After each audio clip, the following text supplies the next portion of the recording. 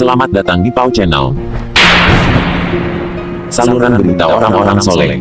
Pau Channel, saluran kebanggaan kita semua. Sebelum menginjak kisah berikut, silakan tekan tombol subscribe dan like, agar tidak ketinggalan info berikutnya. Terima kasih.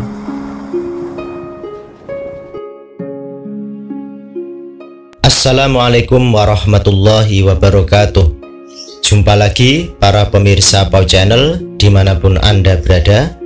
Tak lupa mari sama-sama berdoa agar semoga kami serta para subscriber dan pemirsa yang budiman selalu dalam keadaan yang sehat walafiat, lancar rezekinya, terbebas dari segala macam hutang piutang, terhindar dari segala mara bahaya, terhindar dari segala macam fitnah akhir zaman, dilancarkan urusannya, diberikan berkah hidupnya, keluarganya, dan tidak kurang dari sesuatu apapun.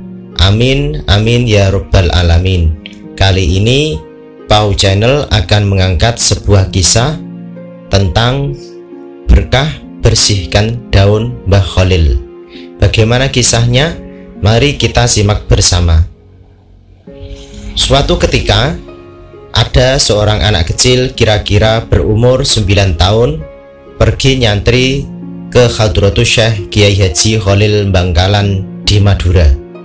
Melihat keadaan bocah kecil ini, Kiai Khalil tidak langsung mengajar ngaji karena khawatir tidak kerasan. Sambil menunggu si bocah merasa betah, Kiai Khalil pun memberi tugas kepada si santri kecil ini untuk membersihkan daun mangga yang jatuh dari pohonnya di depan rumah Kiai Khalil. Si bocah ini pun menjalankan perintah gurunya dengan senang hati. Hingga pada suatu malam turunlah hujan begitu lebatnya. Sang Kiai Khalil keluar dan duduk di teras rumah sambil memandangi hujan.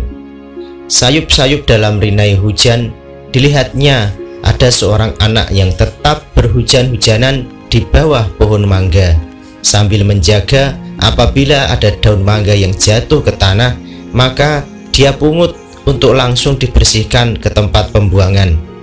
Melihat keadaan itu, seketika itu Kiai Khalil memanggil anak tersebut. Betapa kagetnya Kiai Khalil. Ternyata dia adalah anak kecil yang diberi tugas membersihkan daun mangga bila ada yang jatuh dari pohonnya itu. Melihat kejadian tersebut, Kiai Khalil berkata kepada si kecil yang bernama Abbas itu, "Wahai Abbas, sekalipun engkau masih kecil belia, tapi engkau memiliki ketaatan sungguh-sungguh kepada guru. Oleh karena itu, cukup untuk kamu ngaji di sini sekarang." Kiai Khalil bertakbir keras, Allahu Akbar, Allahumma sholli ala Sayyidina Muhammad.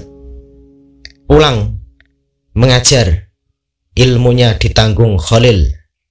Seketika itu pula Kiai Khalil meminta Abbas kecil menengadah ke langit dengan membuka mulut, dan Kiai Khalil pun meludahi mulut Abbas kecil.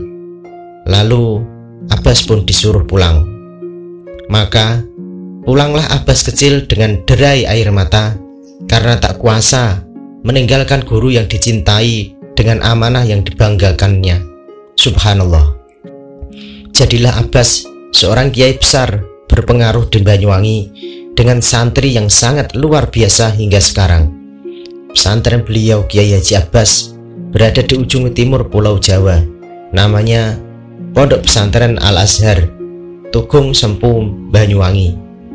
Konon pesantren tersebut berdiri sejak tahun 1891. Berkat kealimannya, pesantren tersebut tidak begitu lama menjadi amat masyhur. Ribuan santri datang untuk berguru atau sekedar ngalap barokah. Kemasyhuran tersebut tidak hanya berada di telatah Jawa, namun tersiar ke pulau seberang Sumatera. Di penghujung dekade 70-an, datanglah seorang santri asal Sumatera. Konon, ia diutus oleh gurunya untuk menimba ilmu kepada Kiai Abbas di Banyuwangi. Berhari-hari, pemuda itu menelusuri jalan. Ia mengambil jalan Pantura, masuk Banyuwangi lewat Alas Baluran.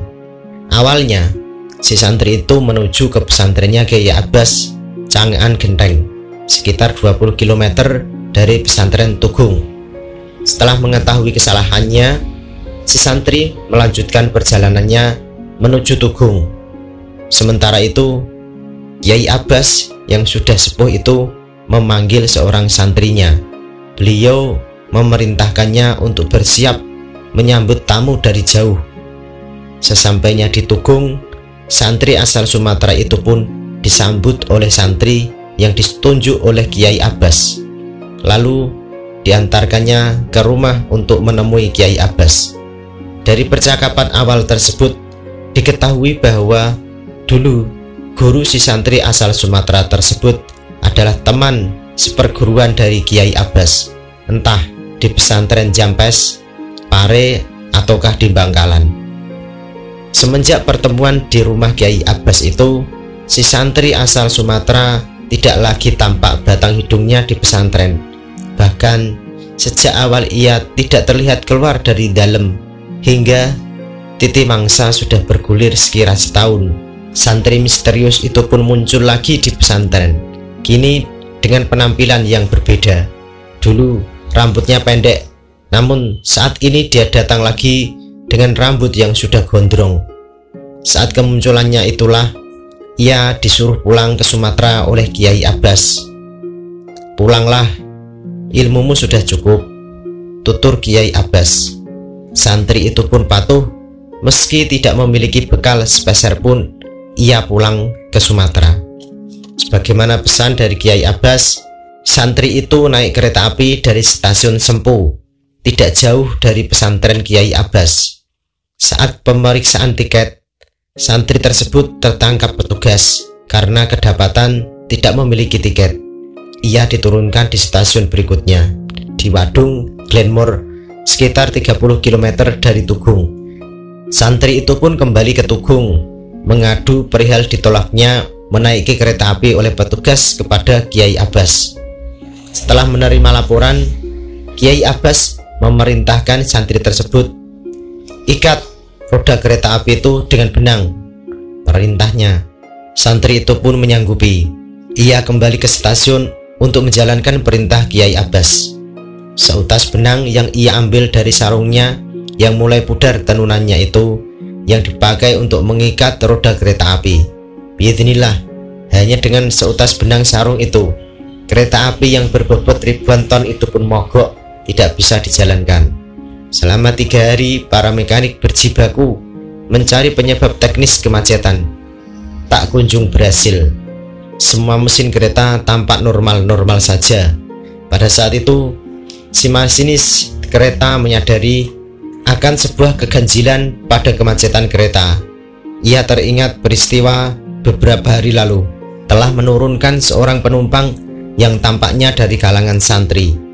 Mungkin gara-gara itu kereta mendapat tulah dan tidak bisa bergerak. Saat itu pun para kru kereta api mencari santri yang diturunkan beberapa hari lalu itu. Santri yang tak lain pemuda asal Sumatera itu akhirnya ditemukan oleh petugas di pesantrennya Kiai Abbas. Santri itu pun dipersilahkan untuk naik kereta dengan gratis asal bisa memperbaiki kereta api yang macet itu. Santri itu pun berjalan santai mendekati kereta. Kemudian ia berjongkok untuk melepaskan ikatan benang yang melilit di roda kereta tersebut. Tidak butuh waktu lama, seketika itu pula kereta api yang macet berhari-hari itu mulai menderu siap untuk berangkat. Sebab kejadian di luar nalar itulah Kepala Stasiun Style Sempu memutuskan untuk menggratiskan tiket kereta bagi semua santrinya Kiai Abbas Tugung. Selama bertahun-tahun, para santri bisa menikmati kereta dengan gratis. Nah, Sobat Pau Channel dimanapun Anda berada, begitulah sekelumit kisah yang dapat kami sajikan kali ini. Semoga dapat memberikan tambahan wawasan dan ilmu kepada kita semua, dan semoga bermanfaat di kemudian harinya. Amin, amin ya rabbal alamin. Jangan lupa untuk menekan tombol subscribe, like and share, dan aktifkan lonceng notifikasinya. Terima kasih dari kami. Apabila ada kekurangan dan kesalahan, mohon untuk dimaafkan, karena sesungguhnya kekurangan kesalahan datangnya dari kami, sedang kesempurnaan hanyalah milik Allah. Wallahu a'lam bishawab. Billahi taufiq wal hidayah. waridha wal inayah wal afu minkum. Wassalamualaikum warahmatullahi wabarakatuh.